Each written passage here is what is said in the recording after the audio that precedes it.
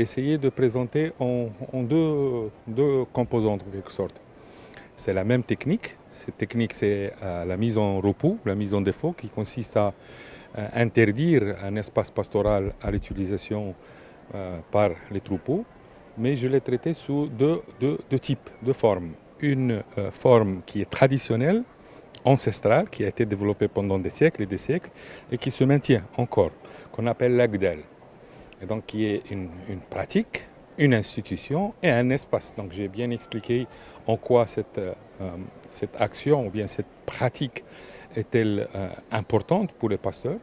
Et la preuve de son intérêt et de son importance, c'est qu'elle s'est maintenue pendant des siècles et des siècles jusqu'à maintenant. On en a toujours des agdels, des espaces qui sont régis et gérés de cette manière. Et en parallèle avec ça, j'ai présenté des actions du même type, qui sont toujours des mises en défense, mais cette fois-ci de type moderne, qui ont bien sûr été conçues par des techniciens, des ingénieurs, qui ont été formés sur les sciences de range management ou bien d'aménagement des parcours. Mais cette fois-ci, cette action, elle est surtout portée par des organisations également modernes, soit des associations locales, des coopératives, ou carrément qui sont portées par des projets de développement. Donc ces actions, la différence, c'est qu'elles sont coûteuses, d'abord parce qu'ils nécessitent tout un processus de négociation. Ensuite, ils nécessitent du bornage, un travail de bornage qui coûte de l'argent, donc pour délimiter l'espace. Ensuite, généralement, ils sont dotés de clôtures, donc il faut investir dans la clôture, ça coûte énormément. Et enfin, j'ai actuellement, en termes de mécanisme, le gouvernement marocain a instauré un mécanisme pour réussir ces actions.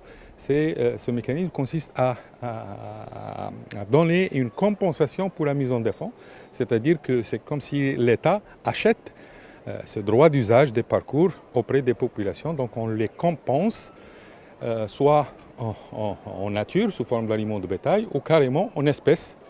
Et initialement, le coût de l'hectare, de la compensation à l'hectare, il était de 250 à 300 dirhams, c'est l'équivalent de 30 € à l'hectare.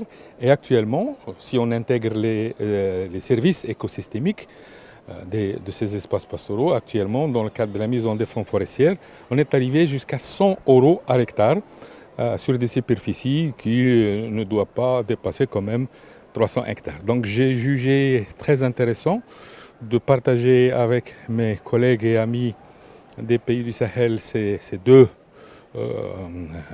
pratiques, mais également j'ai eu cette occasion-là pour partager avec eux, discuter mon point de vue sur les autres actions telles que l'ensemencement, les plantations d'arbres fourragers, et surtout j'ai insisté sur les lacunes et les contraintes qui s'opposent à la réalisation de ces actions-là, notamment la disponibilité des semences, la disponibilité des plants, le problème de recherche-développement et un certain nombre de contraintes et de problèmes que nous vivons ensemble. Ceux qui bénéficient de l'action traditionnelle de mise en repos, ils sont satisfaits parce qu'ils la maintiennent depuis longtemps.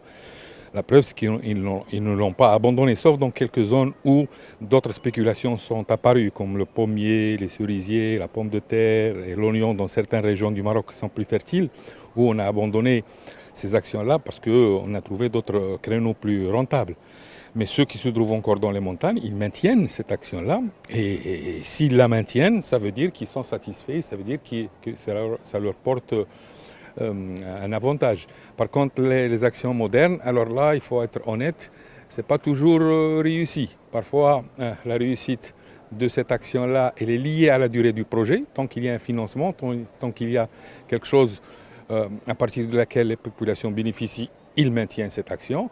Mais souvent, lorsqu'on arrête cette compensation, on arrête ça, malheureusement, ça ne continue pas. Mais il y a quand même quelques cas où ça commence petit à petit à une consensualisation de la population à propos de l'intérêt de la mise en défense, surtout lorsqu'ils la prennent comme une sorte d'appropriation de terrain.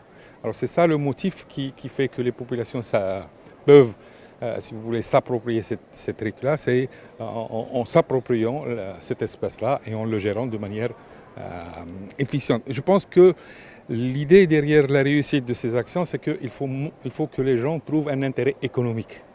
C'est le moteur de la réussite des choses.